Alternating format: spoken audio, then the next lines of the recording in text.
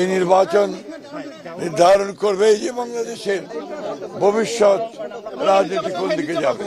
বাংলাদেশের যে গণতন্ত্রের যাত্রা নতুন শুরু হলো আজকে। আমরা আশা করি এই পথ মসৃণভাবে আগামী দিনগুলোতে মানুষের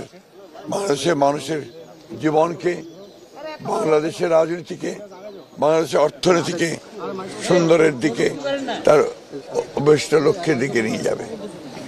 আমরা আজকে অত্যন্ত আনন্দিত যে আজকে এই দিনটি অনেক বাধা বিপত্তি পেরিয়ে, অনেক রক্তপাতের মধ্য দিয়ে, অনেক আত্মত্যাগের মধ্য দিয়ে আজকের এই দিনটি শুভ সূচনা হয়েছে।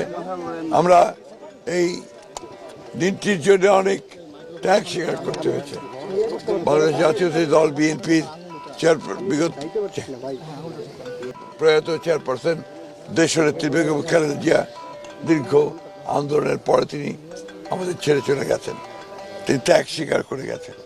লক্ষ লক্ষ মানুষ পুলিশের হাতে নির্যাতিত হয়েছে, গুম হয়েছে, নির্যাতিত হয়েছে, হত্যা হয়েছে। 24শে জুলাইয়ে প্রায় 2000 ছাত্র জনতা, কৃষক, শ্রমিক তারা প্রাণ হারিয়েছেন।